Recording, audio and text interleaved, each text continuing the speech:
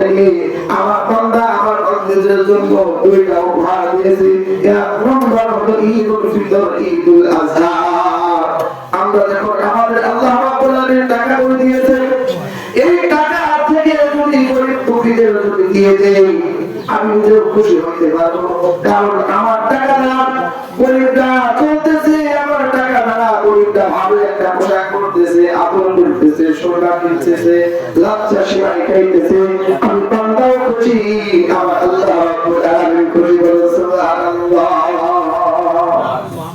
দান এমন একটা জিনিস, এই দান করার দ্বারা আল্লাহ সুবহানাহু ওয়া তাআলা খুশি হয়ে যায়, আল্লাহ রাব্বুল আলামিন খুশি হয়ে যায়।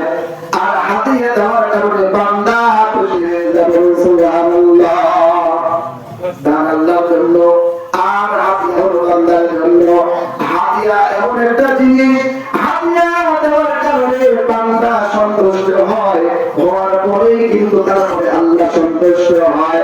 আর দান এমন একটা জিনিস দেওয়ার সঙ্গে সঙ্গে আল্লাহ সুবহানাহু ওয়া তাআলা সন্তুষ্ট হয়ে যায়।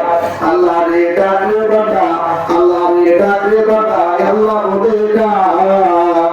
আল্লাহ রে ডাকলে বান্দা, আল্লাহ রে ডাকলে বান্দা, আল্লাহ বলে ডাক। তো ডাকলে পারে তোর জীবনের গুনাহ হবে সাফ। আল্লাহ রে ডাকলে বান্দা, আল্লাহ রে ডাকলে বান্দা, আল্লাহ বলে ডাক।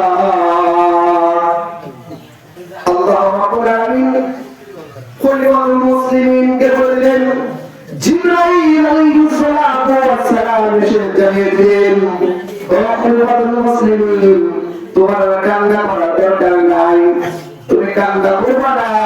তোমার নামাজ, তোমার রোজা, তোমার ইবাদত আল্লাহ কবুল করেছেন। বলুন সুবহানাল্লাহ। ঈদের দিনের খুশি ঈদের মধ্যেই দিয়ে দিলেন। বলুন সুবহানাল্লাহ। ঈদত আনন্দ, ঈদত খুশি। আর ঈদ এবং আনন্দের মধ্যে আল্লাহ রাব্বুল আলামিন পুরো বান্দাকে সন্তুষ্ট করে না।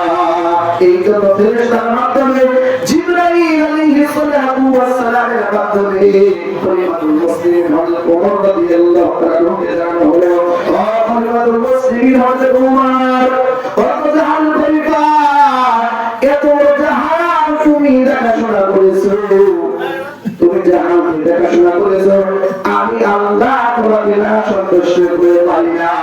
আমি আল্লাহ সুবহানাহু ওয়া তাআলা তোমাকে সন্তুষ্ট করেছি, বিধায় একটা ফেরেশতা তোমার নিকট গোসল করেছি। একটা ফেরেশতা তোমার নিকট পাঠানো হয়েছে। এই ফেরেশতা তোমাকে জানিয়ে দিয়েছে যে এই রকম আনন্দ, কত খুশি ঈদ তাদের জন্য, যারা রোজা রেখেছে, নামাজ পড়েছে, হজ করেছে, যাকাত দিয়েছে, তাদের জন্যই রয়েছে এই আনন্দ, ঈদ খুশি। হযরত মুসা আলাইহিস সালাতু ওয়াস সালাম আল্লাহ রাব্বুল আলামিনকে প্রশ্ন করলেন, রব্বুল আলামিন, চারটা জিনিস যদি হইতো আর চারটা জিনিস যদি না হইতো তাহলে অনেক বড় ভালো হইতো। এই কথা শোনার পর চারটা জিনিস যদি আল্লাহ আপনি করতেন আর চারটা জিনিস যদি না করতেন বলে মনে হয় ভালো হতো। কথা বলে ঠিক কিনা? এমন করে হযরত মুসা আলাইহিস সালাতু ওয়াস সালাম বললেন, জীবন থাকবে মৃত্যু থাকবে না, এটা হলে বড়ই ভালো হতো। আর একটা প্রশ্ন করলেন, যদি জান্নাত হতো জাহান্নাম যদি না হতো, যদি জান্নাত হতো জাহান্নাম না হতো তাহলে বড়ই ভালো হতো। তিন নাম্বার যদি ধনী হইতো, গরিব যদি না হইতো। তিন নাম্বার যদি ধনী হইতো বান্দা গরিব হবে না, তাহলে বড়ই ভালো হতো। চার নাম্বার বললেন যে সুস্থতা দান করেছেন, সুস্থ হইতো, অসুস্থ হইতো না। আল্লাহ রাব্বুল আলামিন বললেন, হে মুসা, আমি যা জানি তুমি তা জানো না, আমি যা জানি তোমরা তা জানো না। আর তা হলো যে আমি যদি জীবন থাকতো মৃত্যু থাকতো না, তাহলে আমি আল্লাহর সঙ্গে তার দিদার হইতো না। কথা বলে ঠিক কিনা? মৃত্যু আছে বলে আল্লাহ রাব্বুল আলামিনের সাথে সাক্ষাৎ করে একটা সময় আছে।